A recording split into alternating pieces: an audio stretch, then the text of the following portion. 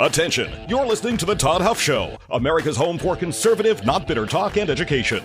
Be advised, the content of this program has been documented to prevent and even cure liberalism, and listening may cause you to lean to the right.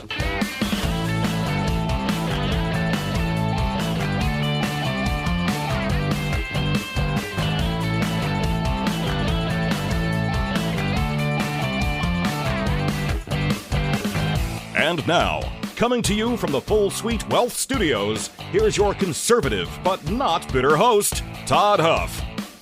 Well, my friends, this thing is playing out like a real-life, real-time civics lesson for those who thought that we lived in a democracy. Turns out we were right all along. We live in a constitutional republic. I want to talk about that today. I want to give you basically my thoughts on what happened. If you didn't join us last week, I had been invited to speak at a Turning Point USA. Well, it was Turning Point Action, the sister organization of Turning Point USA.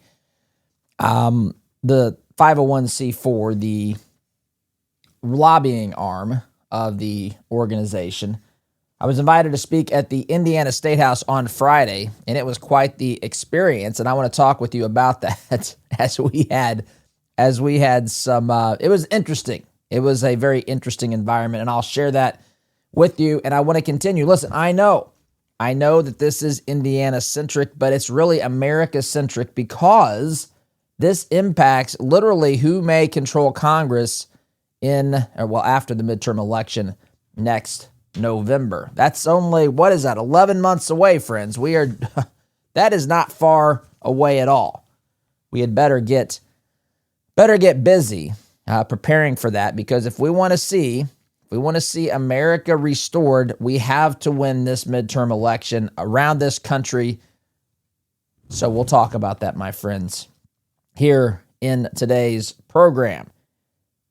Maybe you've reached that stage, my friends, where managing your money feels like juggling more than just numbers. There's tax planning, there's estate works, investment choices, a whole lot more. That's when Family Office Services can really make a difference. Full Suite Wealth brings all those pieces together into one cohesive strategy. Their Family Office Services gives you access to a coordinated team with advanced options strategies, private equity, private credit, and legal expertise, all under one roof. It's about simplifying your financial life, planning for the future, and making sure your legacy stays strong for generations to come. If you're ready for that next level of support, head on over to fullsuitewealth.com. That's fullsuitewealth.com. Build your legacy, secure your future. Okay. All right, my friends. So on Friday, I went to the State House, had a couple of friends, and even my son, 16-year-old son, joined me. You know, I will tell you here off the top, too. I wasn't going to say this Friday. You know, he knew who Charlie Kirk was, obviously, and was quite aware of what happened there. And one of his first questions or concerns was, when he found out it was a Turning Point event and that I was going to be speaking, he immediately was concerned about safety. Now, I just want you to keep that in mind. Number one, forget about how it impacts my family, my children, which is important to me. I'm not trying to say that that's the only bad thing happening here, but it was first and foremost horrific and tragic for Charlie Kirk's family and his children. But you think about the impact that terrible event earlier this fall had on our American youth, my friends. So he was a little bit uncertain. He wanted to go, but he also was a little bit uncomfortable. It was in the State House Rotunda, which of course you have to go past security to get in there. So we felt it was going to be a reasonably safe environment, even though I didn't know what to expect, to be quite honest. So when we get there, first of all, I want to thank, I had some friends who volunteered, one being my sister-in-law and two being ladies that have helped behind the scenes with this program. One has been a dear friend of mine for years who's prayed with us and just supported us in a lot of ways. The other has recently helped us try to find more interviews, more guests for this program. It's something that we haven't proactively done, but as this program changes and as we get into doing more things like speaking and just trying to get this information, this content out in front of the people that I think need to hear it, she has helped us as well. They've both been blessings. They both headed on up to the Statehouse with us on Friday. Well, and my sister-in-law met us there. And I will tell you, there were a few hundred people there from the Turning Point crowd, and then there was on the second, there's 3 layers in the Indiana Statehouse, and they all kind of, you can look down to see the floor. The state houses are often like this. In fact, my son and I, when we went to Austin for a day trip, he loves flying. He wants to be a pilot. We took a day trip to Austin. I don't know, maybe back in July. Great time to go to Austin, by the way. It's hotter than heck. But anyway, we went to, it's a great city. I enjoyed the city. I love, of course, spending the time with him. But we went to the Texas Statehouse, and similar sort of setup. I mean, the buildings are, of course, different, but they're similar in some ways. And you could look over the edges. I think they had more stories than ours did, or maybe the floors were, spaced further apart, something. But you can look down, to the rotunda ground level, and there were protesters up there. Now, it didn't shock me, but I didn't know who was going to be there. And there were some raucous protesters. Now, there weren't many. I'm going to guess around 25-ish. I could be wrong. But they were rowdy. And, I had, of course, doing this show, there are people who I hear from who, hate me, hate what I have to say. Listen, respectfully, I don't care. I don't care anymore. It makes zero difference to me. I don't know why you wouldn't like little old me, but if that's what you have to do to hate me to feel good about your life or whatever, then have at it. It is of no consequence to me whatsoever. But it's a little bit different in an environment like that because not in some way of I don't know, intimidation as I think that they hoped that it was. But it's just different because here people can be screaming all they want as they listen to what I'm saying, but they can't interfere with you hearing it. They could in that environment. And so the 25 people were chanting. First off, they were holding up signs. They were holding up signs that were all over the place as far as what the signs said. And most of them didn't really mean a whole lot. They were misrepresenting reality. I saw one of them talked about Pontius Pilate, who, of course, if you know your Bible, Pilate was the Roman governor who was the one who was ultimately responsible for whether or not Jesus was crucified. Now, spiritually, that decision had been made. Jesus had came for that very purpose, so there really wasn't anything Pilate was going to do about it, but he was the individual in the story, the Roman authority, who tried to actually reason with the people at some point to not have Jesus sacrificed, but have, to have him beaten and released or anything to avoid actually crucifying him, because he realized that he had not broken any Roman law. Of course, we all know that Jesus was crucified for claiming to be the Son of God. That's what the King of the Jews, actually, which is what they hung on the cross where Jesus was sacrificed. But Pontius Pilate is the one who tried to prevent it, but ultimately didn't. And he washed his hands, right? He said, I wash my hands of this, saying, I'm not the one responsible for what you all are about to do, but I'm also not going to stop it. Well, there was a sign up there that said something about how those of us who want redistricting, I guess we're like Pontius Pilate. I don't even understand the reference, but there you have it. But these folks were yelling and screaming the whole time. In fact, I was probably called, cheater. I don't know, liar was one of them probably, but definitely fascist and Nazi. I was called those things dozens of times. In fact, my son said the entire time the entire time I spoke, they were chanting, cheater, cheater. And that's where I want to start today. Well, I want to tell you one other story first. We're going to pick up here. But I'm telling you, listen, you don't have to be. Hear me say this. A lot of what we're fighting about today in America is truly beyond politics. It's right and wrong. It's rooted in truth. It's rooted in, whether or not you're on the side of good and evil. We have ventured into that category, that area in this country. However, the issue of redistricting is one that is truly political. Now, I would tell you that if we do not redistrict Indiana, I think we're empowering the people who have completely abandoned trying to govern or legislate with any moral compass whatsoever. So I think refusing to redistrict actually empowers the people to further tear this country apart and to tear apart Western civilization as we know it, our Judean-Christian foundations. But the vote to redistrict in and of itself is not one that's good or bad, right or wrong, good versus evil.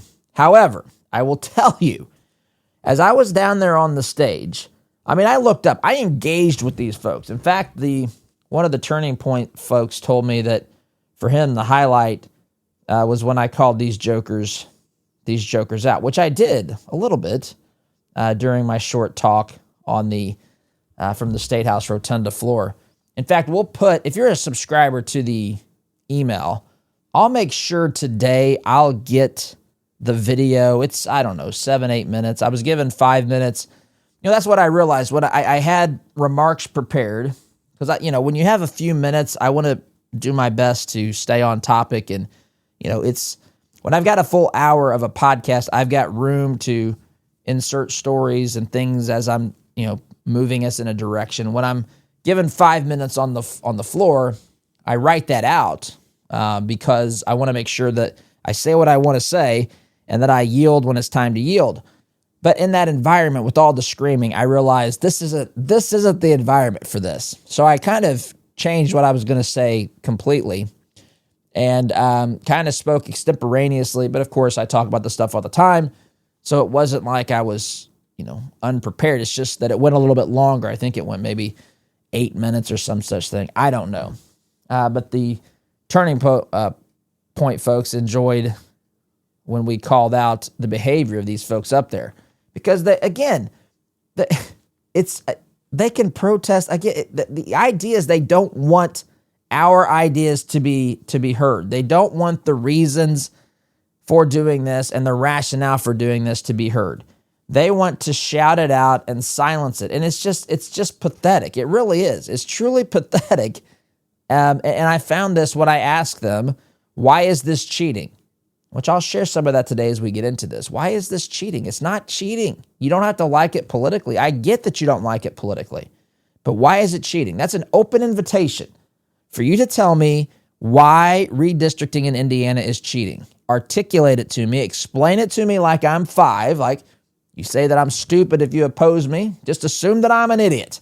And you can write it in like you're telling a 5-year-old. And if you can't do it, which I suspect you can't, then the problem lies when you look into the mirror, my friends. But here we are. This is what we have. I want to tell you, as I was on that stage, I looked up, and there were two women, I think. Again, second floor. It was kind of high. The floors are pretty wide or spread apart now that I'm thinking about this. But I look up, and they're holding signs and chanting who knows what. And I kid you not, on Friday's episode, before I went and spoke, I would have said to you, I've never been hissed at by an adult woman. However, after Friday, I can no longer say I've not been hissed at by another human being because I was hissed. I'm literally telling you, hissed at. I don't know if she was trying to cast a spell on me. Good luck, lady. I'm washed and sealed by the Spirit of God. But she puts her fingers off the side of the hanging over the edge. And I kid you not, I'm even embarrassed to do what I'm about to do on this show. But I'm telling you the truth.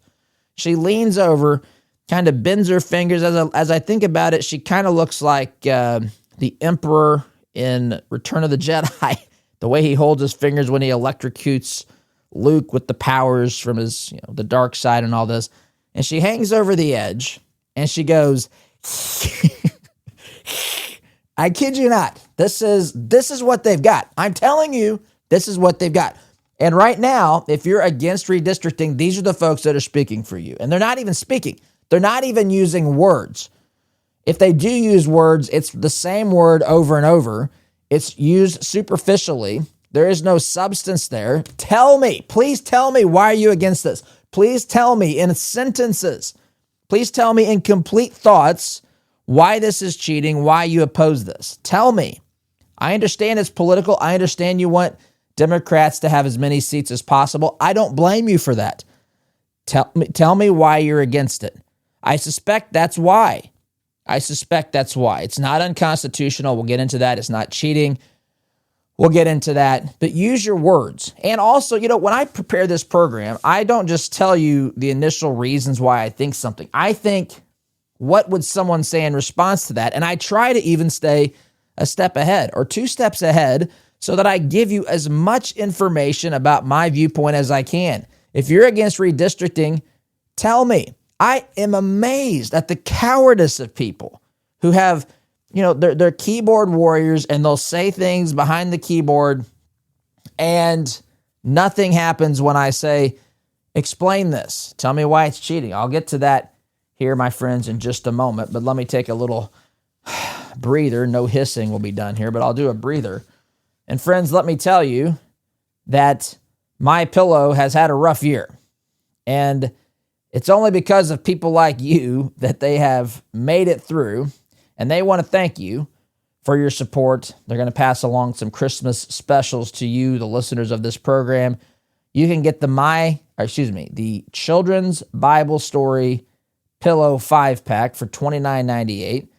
My Slippers with a free bottle of leather protectant spray for $39.98. Blankets, comforters, and duvets for as low as $25. A blowout sale on the standard MyPillows, just $14.98. All you have to do is go to mypillow.com/Todd or go to mypillow.com and use coupon code Todd to get these specials while they're still available, my friends. mypillow.com, promo code Todd. All right. So let's go through this. Explain to me why it's cheating. Explain to me why redistricting in Indiana or any state is cheating. It's political. And again, as I've said from the very beginning, it's always a political activity.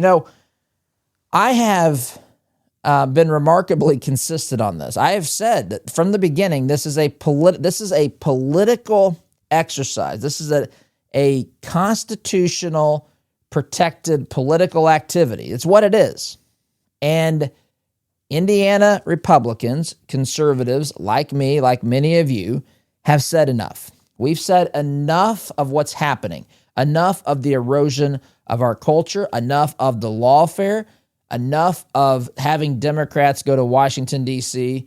to, it's not just, it's interesting to me. People hate conservatives for not wanting to use government to fund people's fantasies and lifestyles and choices and to reduce the government and to say, we're not getting involved in those sorts of things.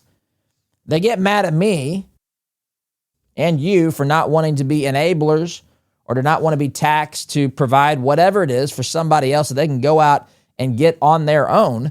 They don't want to do that. They're upset at us, I should say, for that. But yet, if you think about the reasons we have to be upset when a leftist is in office, there's a lot more reasons. They're mad because the goodie train is running out. They're mad because the adults in the room are saying no. We're upset that they want to control every aspect of our lives. We're upset because they want to tell our children that they must accept a biological male, is somehow female in some perverse distortion of reality. They want us to accept that socialism is the way to go. They want us to accept that free speech is hate speech if you are standing in favor of certain conservative principles or values or whatnot. This is, they want to control the church. They want to tax the church. They want to silence debate and free speech. That's why they cheer from the balcony. Not cheer, but they chant and they moan and they hiss from the balcony as I speak from the floor of the rotunda. Did the same thing when Governor Braun was up there. Did the same thing when Lieutenant Governor Micah Beckwith was up there. Did the same thing when several state senators took to the floor, representatives took to the floor. They did the same exact behavior. And it was, listen, I mean, I've come to expect it. But it's certainly not engaging in free and open discourse. So the question remains, how is this cheating? And I've asked this question lots. I've gone to a lot of places, and I'll give you some examples of some verbatim responses I've gotten. There's a guy named Russ on Facebook who said to me, "You don't care about either the state or the United States Constitution, not even a little, and you don't understand any of it, not even the Second Amendment. Conservatives are incapable of learning." That, again, was in response to my question. Now, there's a couple questions I've been asking. One of them is, how is it cheating? The other one is this question I asked: how does redistricting violate the state constitution? How does it? I'm going to go through that in a moment, and we're, again, going to talk about both of these things kind of simultaneously. A guy named Robert jumps in. Redistricting, he said, is done every 10 years, not whenever a political party decides to try to change the seats that represents the people. It is in the Indiana Constitution. So they are in violation of our Constitution. This is factually false. My friends, the state constitution in Indiana, it says that the state shall redistrict after the census. My question is this: did Indiana redistrict after the census? The answer, by the way, is yes. So the state followed the Constitution. Unless there is language specifically prohibiting it from doing it at any other time, these things are not directly related. There is no reason given in the Constitution, no explicit prohibition of this happening. And the U.S. Constitution gives this authority to the state legislatures. They are factually wrong, my friends, but they heard it somewhere, read it somewhere in a tweet, heard somebody say it who's out at a rally chanting two-word sentences at a time. And so that's what they think the truth is. I got to take a quick time out, my friends. Sit tight. You're listening to Conservative, Not Bitter Talk. I'm your host, Todd Huff. Back in just a minute. Welcome back, my friends. How is it cheating? By the way, welcome back to the Full Suite Wealth Studios. I really want you to tell me, how is this cheating? How is this a violation of the Indiana State Constitution? It isn't.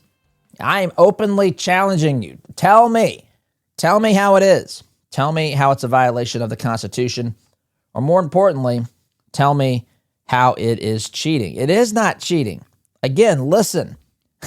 It is 100% the prerogative of the Indiana State Legislature to draw the maps. Constitutionally in the state, per our state constitution, we have to do this. We have to do this after a census is taken. And the reason for this, again, I'll explain it. You know this, but I'm just telling you so that you can tell your self-righteous, leftist coworker, neighbor, someone you run into in downtown Indianapolis, you can just tell them. Redistricting is done every 10 years after the census. It has to be done then because when Congress gets the updated state numbers or national numbers, they then say, okay, here's our total population. We have 435 representatives to assign to each state. And so they do the math and they say California is X percent. So we're going to allocate that number of representatives to their particular state. And again, this is where the illegal immigration issue becomes a major problem because illegal immigrants are counted in our census. And so the number of representatives California gets is higher. because they have a high number of illegal aliens because they're a sanctuary state thanks to radical lunatics like Gavin Newsom. So this is layered. There are so many reasons to be against this, and there are so many reasons to be against how the census is being manipulated to begin with and how they've been using it to dilute conservative voices. But you should be in favor. There are so many reasons to be in favor of redistricting here in Indiana and against the nonsense that's been happening for decades behind the scenes. This is all part of draining the swamp. And so once Congress looks at the population of the country and then breaks that down by state, determining how many representatives each state gets. By the way, there used to be 10 when I was a younger man in 10 congressional districts in Indiana. We now have 9. I remember that. In fact, the seat, I believe, what was his name? I had congressional nominations to the United States Naval Academy. Senator Dan Coates was senator back in the day. I got one from him. And then I got, John Myers. Congressman John Myers was from a district that I think was vanished. Must have been after the 2000 census because I would have gotten those in the late 90s. And I believe that's what happened. I'd have to double check, but I think we went from 10 to 9 districts, and I believe his district was one that was absorbed by others. Anyway, that's why after every 10 years you have to redraw the lines because 2 reasons. One, you may have fewer representatives, number one. Number 2, the population centers in your state might have changed, and each district has to have the same approximate number of people, and so the lines might have to be changed. Even if you didn't add or lose a congressional seat, you needed to then use the new math to maybe adjust the lines to reflect where the population is in your state, how it's changed over the course of 10 years. That's why it has to be done every 10 years for those very reasons. By the way, the number of electoral votes your state has is the number of representatives you have plus the 2 senators. So you have, we have a lot of reason to be against the way that the census has been weaponized against the American people. And this is one way to push back against that, to have Indiana's voice not be diluted. So that is why it has to be done every 10 years, but it does not anywhere say it has to be done only every 10 years. This is the prerogative of our legislature. And why Republicans would be against this is beyond me. I mean, why is it necessarily the case that Democrats should have 2 districts that favor them? Why? Tell me why. I understand at some point you say fairness, but what does that mean? Is it fair that there's only 2 districts that lean Democrat or that are likely Democrat instead of 3? Why not 3? Why not 4? Why not 1? Why not 0? Tell me why. These are all political calculations, my friends. These are political calculations. Democrats want those numbers to be higher for Democrats. Republicans want those numbers to be higher for Republicans. Now, by redistricting, Indiana actually dilutes or spreads out its Republican voters over all 9 districts, which means that more of these districts, in theory, could be competitive. Democrats could actually go out and win more of these. Now, they could lose all of them.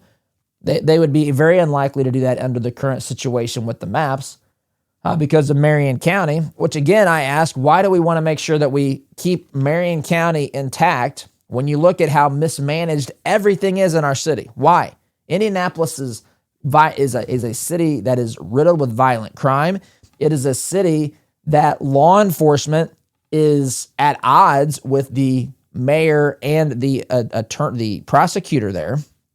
This is a city that's mismanaged, and the people that are there continue to vote for it, even though it is a absolute unmitigated disaster, unfortunately and sadly, in our city, in particular the downtown area. I've shared with you my wife. We were downtown when we went to the Statehouse, and I said, look, after 2020 and what happened in this city with the Black Lives Matter, it's not a rally or a protest, it was a riot.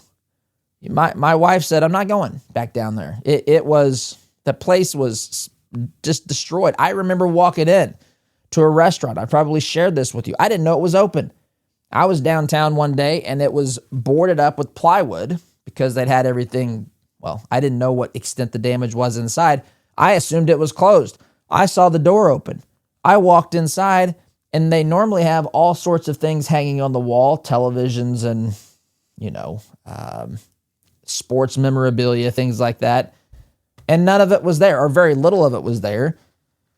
And I said, what happened here? They said, well, we got basically looted after the Black Lives Matter rally. Riot is what it was. They busted out the windows. They took stuff down off the walls. They stole it. Happened in a lot of places downtown. There was a fire, if I remember correctly, that was started in one of the stores downtown. Those folks think that they're entitled to a district. And I say, why? You cannot, I have had people in law enforcement express some hesitation, who have said, they've either worked there in Indy or thought about it or know people that do or whatever. And they've said, look, officers here don't think they've got the support of the mayor and the prosecutor. In fact, if something happens, heaven forbid, and an officer has to get physical or draw his or her weapon, they're worried that they're going to be supported. They think that they're going to be basically hung out to dry. And this has tremendous impacts on how officers are doing their job, the risk that they're putting themselves in. It is just an unmitigated disaster. Why? Tell me why. Why should we make sure that we keep that intact? Make sure that this group of people in Marion County that's made it blue, let's make sure that we let them have a representative in Washington, D.C., so that they can ruin things there too. So that they can talk about things like defunding the police and whatever else, men in college sports. Why? Why would we make sure that we hold that together? Tell me why. I am all ears.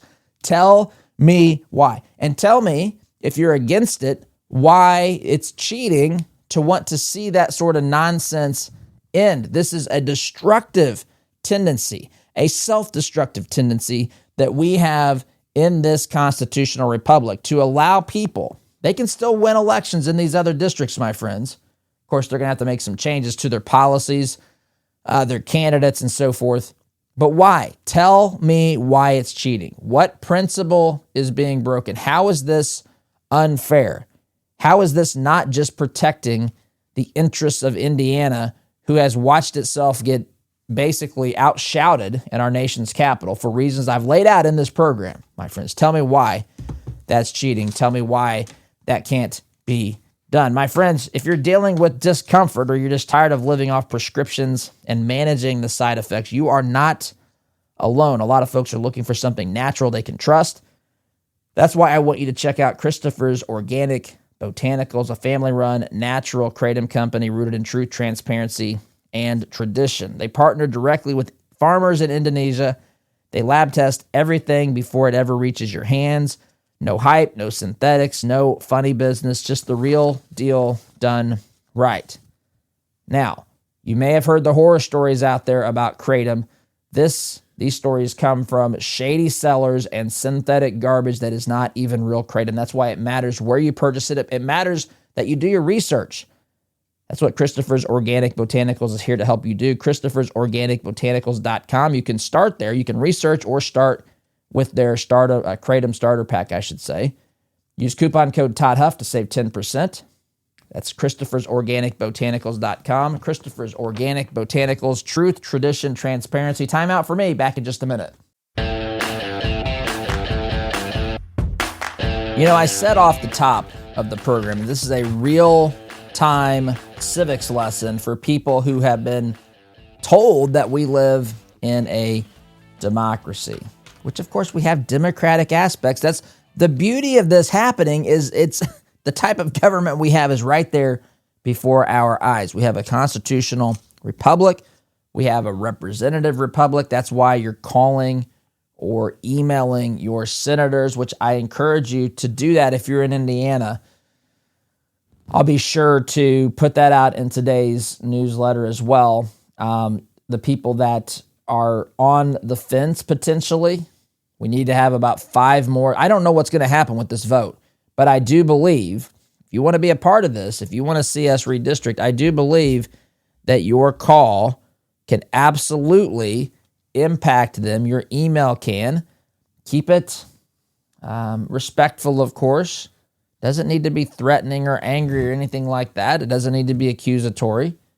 It just needs to be clear that, that we want these districts to be redrawn. You don't even have to explain yourself. They're probably just interested in getting a tally. Make sure they know that you're in their district. And again, I'll put a link of it. I'll make sure we get it in the stack of stuff, but I'll also make sure the best thing to do is probably sign up for the free newsletter, and it'll go out in that so that you have it handy. But either way, whatever is better for you, I don't care. I'm just telling you we're going to make it available to you in those two ways. Friends, I got a few more thoughts on this, but I've got to pause here. Think about this for a moment. Your investments are like seeds that you plant. They grow, they multiply, but friends, are they bearing the kind of fruit that you want? And I'm not talking just about financial yield. I'm talking about, are they bearing the type of fruit you want when it comes to the things that these companies that you invest in are supporting, are endorsing, are funding? At 4-8 Financial, they believe your money should reflect your values. They specialize in wealth management and biblically responsible investing, screening out companies that do not align with your faith. It's all part of their purpose-centered financial planning, helping you live a life of meaning and purpose. You want to see if your investments align with your values or to what degree they do. All you have to do is head on over to 48financial.com/Todd. That's 48financial.com/Todd. Complete their quick assessment. It's painless. It's easy. I did it. You can as well. 48financial.com/Todd. 48 Financial, they're here to worry about your money so that you don't have to. All right. So, a civics lesson in real time. Real time. At the Statehouse, you'll hear things, or even at other protests, this is what democracy looks like. I am not here to deny that there are democratic aspects to our society, and there should be. A constitutional republic wants to get the input from its citizens, from its constituents, not those who are here illegally, but those who are legally allowed to cast a ballot. They want to know. A constitutional republic is set up so that it hears and tries it's to reflect the values of the people that it represents. Now, interestingly, and I know state Senate is different than U.S. Senate, but interestingly, the House in Indiana passed the new maps with only a couple of Republicans. Again, my Republican voted no. And I want to know why she did that, Peggy Mayfield. But listen, the bottom line here is that we're now onto the Senate, and this shows me, shows the rest of the world that this is how our process works. You have representatives. Those representatives are free to vote as they see fit. And they are, it's sometimes it's a lot more complicated than people let on. It's not just simply taking a poll and saying whatever my district wants. True leadership demands that sometimes you say, listen, I know that there's a lot of people, maybe even a majority of people that don't want me to do X, but I'm going to do it, and I'm going to explain why. And by the time you all hear my reasons for this, you're going to at least see where I'm coming from, or maybe even change your mind altogether. Leadership requires that sometimes. This is not a pure democracy. Also, it's not a pure democracy in the sense that we have to have proportional representation. I don't know where these jokers and clowns come away thinking this, where if there's 10 congressional districts in a state, that if the state is 40% Democrat and 60 Republican, that they should draw districts so that 4 of them are Democrat and 6 of them are Republican. Who said this? This is preposterous. First of all, it assumes that the founders framed a government with a two-party system in mind. That's not the case at all. That's not the case, number one. Number two, that assumes that everybody who votes for a Republican as president wants a Republican in Congress, or vice versa. That's not the way that works. There are some people who literally just vote for president.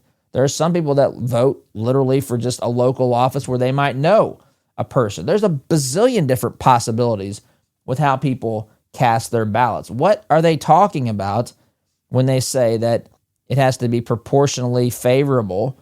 You should draw the districts so that it reflects this. This is wild logic here, my friends. This is a political process, and politicians are involved. If you don't like the outcome, you can hold the politicians who cast the ballots, who drew the maps, or voted for the maps, you can hold them accountable and vote them out. And likewise, if you like what they did, you can support them. Either way, it's a civics lesson for those who refuse to learn what this country is all about. I've got to go, though, my friends. Have a great day, SDG.